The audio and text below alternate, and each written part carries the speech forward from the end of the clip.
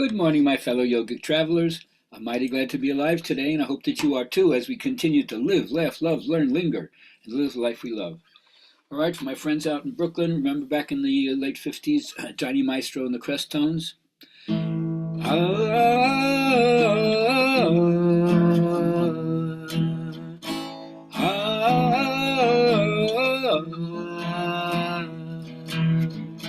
See the pyramids along the Nile. Watch a sunset on a tropic isle. Just remember, darling, all the while you belong to me. See the marketplace in old Algiers. Send me photographs and souvenirs. Just remember till your dream appears, you belong to me. I'll be so alone without you. Maybe you belong some too and blue. You want to hear the rest of the song? Well, call me up. I'll sing you the whole thing. But thank you very much for inviting me back into your living rooms. I really appreciate this, besides giving me something to do. I hope that we hit home with all the people out there who listen. And even if you don't respond to me, every now and then you do, and I really appreciate it so much. All right. So I'm beginning everything, of course, what I call my clutter teachings. You know, we all have way too much stuff. We all get bogged down, congested, obstructed, whatever. And then we're looking back, always blaming the past rather than creating a better tomorrow, even a better now, and then a better tomorrow. But that's what it's all about. Continue to look forward, give your best right now, and keep planning for an optimistic future. All right, so journaling question, people. How do you stop yourself from getting close to other people? We all have times where we withdraw from people. We feel hurt, discounted, dissed, whatever. So how do you isolate yourself? Sometimes there's good isolation, isn't there? Like we need downtime, private time, things that you can only do by yourself, like practicing guitar or writing in a journal, right? Not required anybody else. But other times we feel like we pull away from people. We're exhausted by them, especially if you're an introvert and you don't know how to get nourished by your social contacts, then you tend to pull away. So sometimes it serves you, and sometimes isolation doesn't. So I'd like to know what you think about that. I'd be glad to share my views on that as well.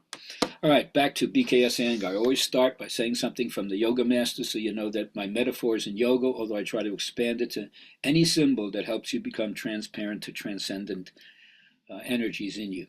So he's always talking about putting your body in plumb, creating this straight line from the crown of the head through the base of the pelvis. They call it the Brahma Sutra. But basically, it's putting your brain in plumb instead of like this, that the fluids in your brain are hanging around. Your brain awakens from hibernation, he would say, when you put your body in plumb.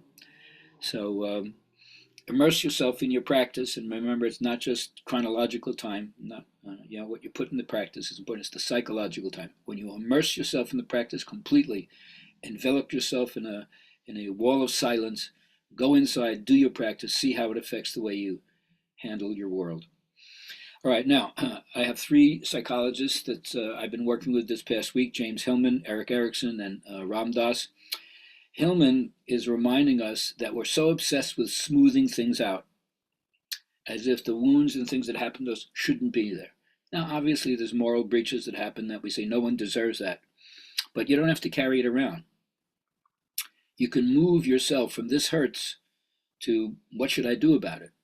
Which means I'm interested in shifting, changing, giving myself some form of treatment, therapy, care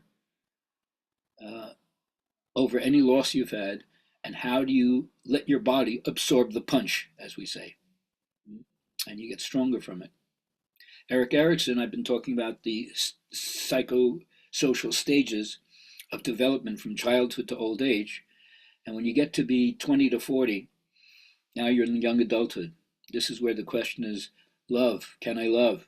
Love versus isolation. Intimacy versus isolation. We all have role confusion when we're younger. We don't know who we are. We want to fit in. We're afraid of rejection, afraid of being turned down, afraid of people breaking up with us. So we distance ourselves from anybody that encroaches upon what we think is the freedom of our relationships.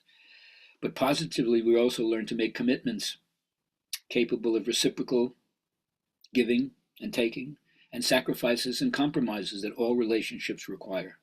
So that's the stage from 20 to 40, where you're now usually bonding to somebody or hunkering down and making your way in those first decades of your adult life when you're no longer a teenager. Now, Ram Dass reminds us from the Indian point of view, they say that the last thought you have before you die is conditioning what's about to happen next. And what's strange, of course, is we say to people, you're not who you think you are, you're who you think you are. Most people are not that awake in this predicament. And you're going to be exactly who you think you are after you die, right? So who do you think you are? If you're with a little personality self, probably not going to go too well. But if you acknowledge that each one of us has an archetypal image, a God image within us, a spirit image within us, imago Dei, as they say, and you see that, if that's conditioning your last thought, what's going to happen next, you're going to find out. So allow each moment to arise and pass away as it does when you're sitting in meditation, and you see that life is recreated again and again, dying and reborn again and again, moment to moment. So it's only clinging to the story that makes us seem that we're solid, continuous personality, instead of realizing those are just thought forms, mind moments that come and go. Don't hold on to it. We are much more than that, and we are certainly not that only. All right, so I'd like to remind everybody, just as we've discovered through extended prosthetic devices of our senses, what infrared and ultraviolet spectrum means, aspects beyond what our eyes can see. And so when I talk about the archetype of the self, it's very similar to how nuclear physicists talk about particles that can't be seen, but based on how they show up, we can ascertain a model about their nature. Well, so it is with spirituality. Even though we can't say exactly what the ultimate being is all about, beyond concept, image, and ability for the mind to comprehend, yet we can see its effects in how it comes through human beings when they're completely turned on to spirit, basically through love and compassion. So build in your mind, as I say, every day, some kind of positive thinking. You are the person to pick and choose, selectively sift the thoughts you want to dwell on and put out into the world, remembering that when you give your attention to anything, you're building that thing in your consciousness for good or ill. So if you give your attention to the thing you don't want, you antagonize it and it fights back. But what you neglect or ignore tends to fade away. It's like you die, you starve it to death by lack of attention. Otherwise, your own fears will be dramatized in your life. I don't suggest you do that. All right, so if you begin this, you'll see that you can do this with far less effort than you think.